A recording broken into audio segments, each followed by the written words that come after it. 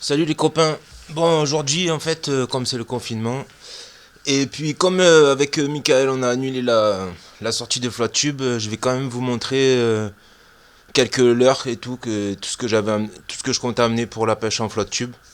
Bon, c'est un petit tour d'horizon, mais bon, ça vous permettra de penser un peu à tout ce qu'on peut faire en pêche rock fishing, en pêche du bord, tout ça.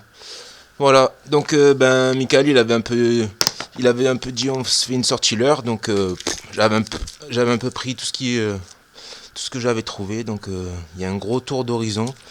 Bon, petite mitraillette Décathlon, montée en 30 centièmes. J'ai beaucoup mieux, j'ai la Micromite qu'on a acheté à Décathlon aussi. Celle-là elle est montée en 26 centièmes et franchement elle prend du poisson. Je sais pas si vous la connaissez avec des petites fleurettes comme ça, c'est le top. Franchement, s'il y a des oblates, s'il y a des sèvres dans le coin, c'est parti. La version maison avec des imitations petites crevettes. Donc voilà. Bon, j'en avais deux trois sortes parce qu'en fait, je savais pas si fallait pas en passer une à Michael. En passant, voilà. Donc la mitraillette ou même carrément, j'en ai carrément avec des vrais des vraies crevettes en plastique comme ça. J'avais acheté, je sais plus où en Atlantique par là. Voilà.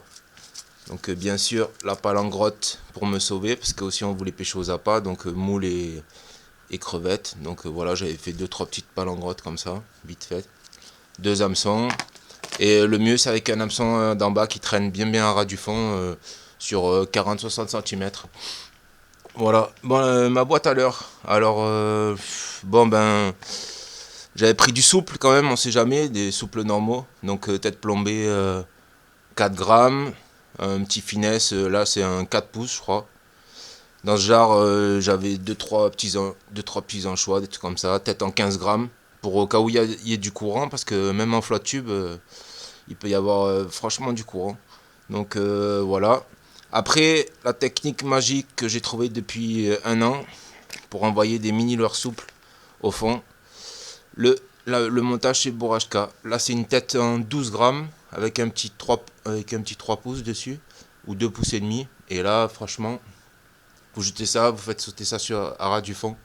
Bon, le Shiburashka, c'est juste une monture articulée avec un plomb sur une agrafe. Et vous avez après, il suffit d'acheter un hameçon tige longue, tout droit. Là, j'ai pris un tout droit normal. Vous l'enfilez sur la monture.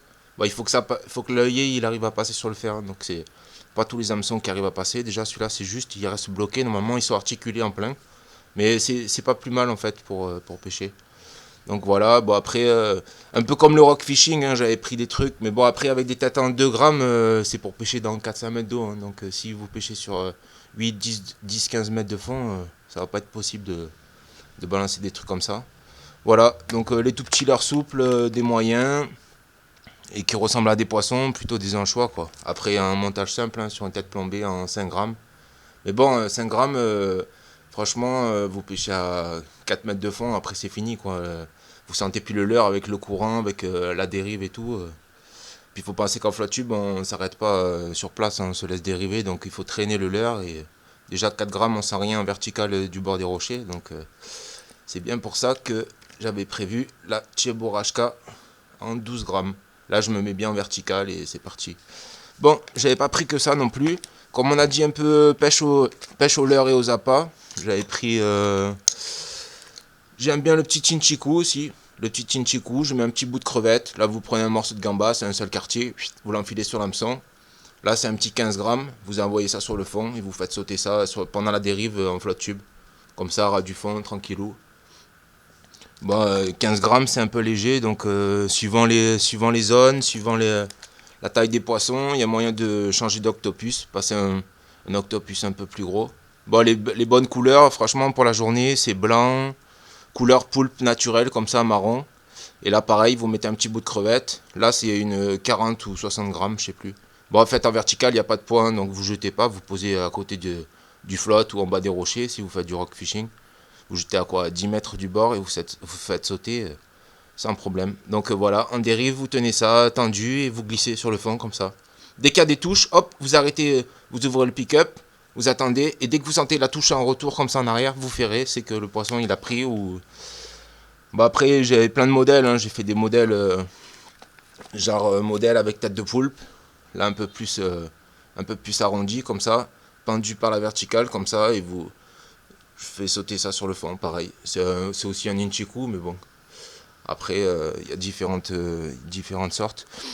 Bah après, moi je suis pas très poisson nageur, donc je vais vous montrer la boîte vite fait en gros, mais alors j'avais pris un petit crank au cas où, dans les bordures, par exemple, si on pêche, ça va descendre à 2-3 mètres de fond maximum, quoi, plutôt 1,50 m, 2 mètres. J'avais pris, ça c'est un top water en fait, c'est un leurre de surface imitation anchois, il est terrible, sur les entrées de port, sur les chasses, par exemple si on voit crépiter des oblats en surface. Bon, un poisson nageur classique à bavette, qui ressemble à un anchois.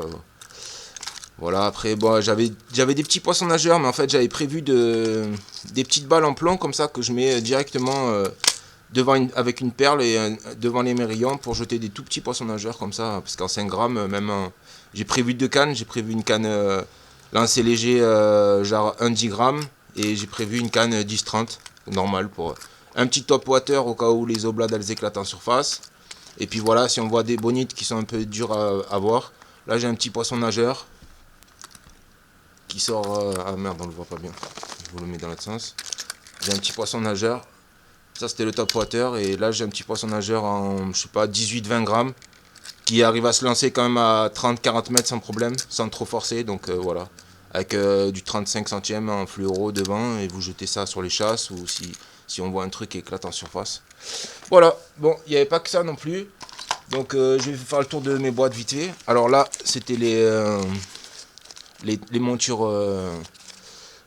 Otenia, donc tout simple, hein, fabriqué maison, un hameçon simple, une tête plombée classique. Bon là j'ai fait un trou dans du plâtre, j'ai fixé un hameçon simple sur un anneau de fer. Dessus je rajoute un petit assist hook là en 30 ou 35 centièmes, un hameçon simple un peu long, et voilà. Vous enfilez le bout de la crevette sur l'hameçon simple, vous pliez la crevette, vous l'enfilez sur la monture, et en fait ça reste tendu entre l'hameçon simple et la crevette qui est tout en long là, sur l'hameçon. Tout est bloqué par l'hameçon simple qui est en arrière. Le poisson il arrive, il croque, il arrache un bout souvent, ou alors il mange et il monte sur l'hameçon simple, et quand vous ferrez c'est bon. Donc à la touche, retardez un petit peu, il n'y a pas de souci, ça marche aussi avec des morceaux de gambas, avec ce que vous avez sous la main. Bon, bien sûr, des plans pour faire des montages traînards en dérive. Donc là, des plombs, là j'avais des 30, 40, 50 grammes. Bon, montage classique comme on pêche à la calée du bord. Vous passez le corde de ligne dedans, vous mettez une perle, un émerillon, et après vous étirez 50-60 cm de bas de ligne derrière, avec ce que vous avez sous la main, un américain, un morceau de crevette, un morceau de moule, et ma boîte magique à bas de ligne, tout préparé, avec les hameçons, déjà tout prêt. Donc là, voilà, des numéros 4, des numéros 2, suivant les poissons. Tout enroulé, tout préparé, en fluoro, monté en 25 centièmes. Donc voilà, j'avais ça aussi. Au cas où on se fasse emmerder par les calamars, j'avais quand même pensé à amener 2-3 turlutes.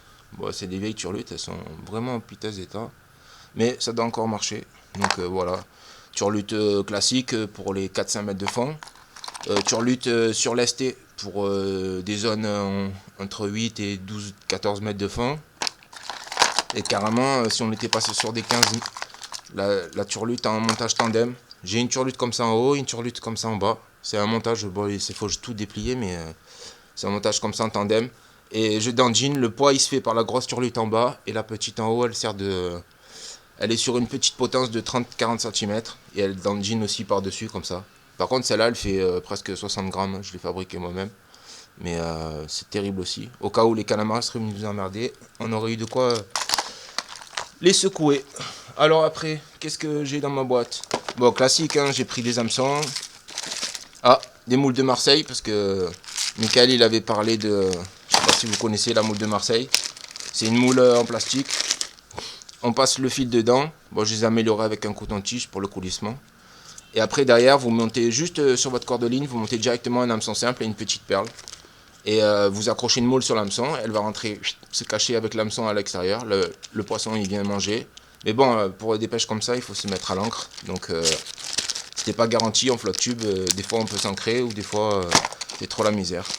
Bon, bien sûr des pales en grotte, des balignes en fluoro aussi, et indispensable, du 50 et du 80 centièmes. En fait, je comptais rajouter des morceaux de 30-40 cm devant mes leurres, au cas où j'aurais eu des gros prédateurs qui seraient venus chasser.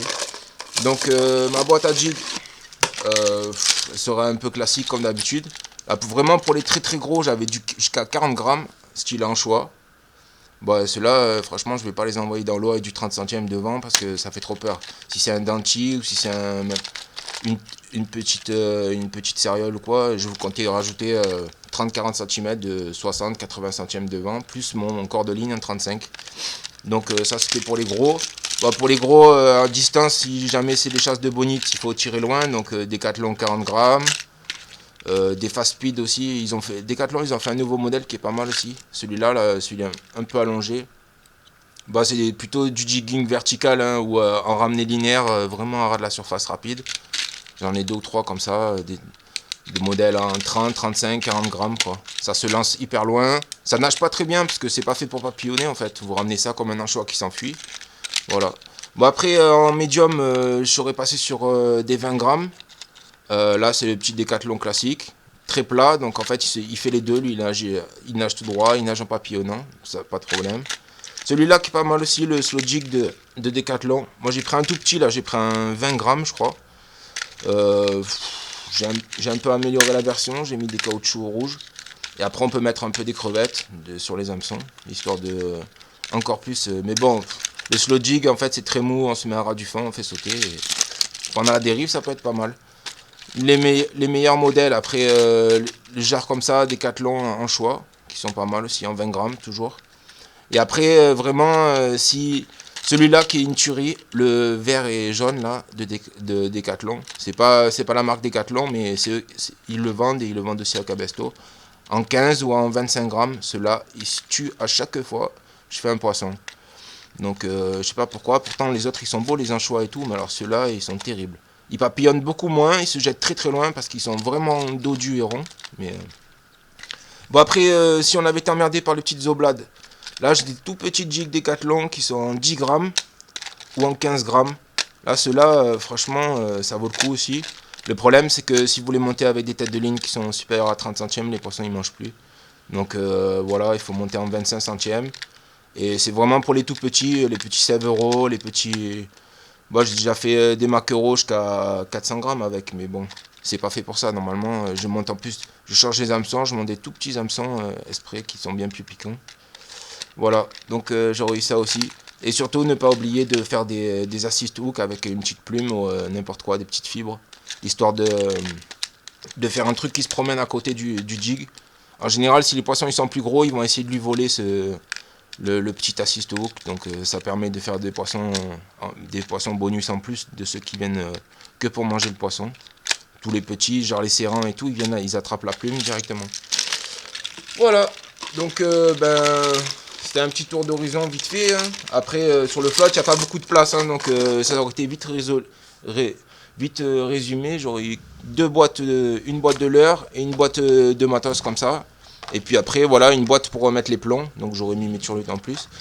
Après, sur le flotte, j'ai pas grand chose. Hein. J'ai un ciseau pour couper le fil. Un ciseau pour couper les crevettes en long. Au cas où j'aurais fait des filets.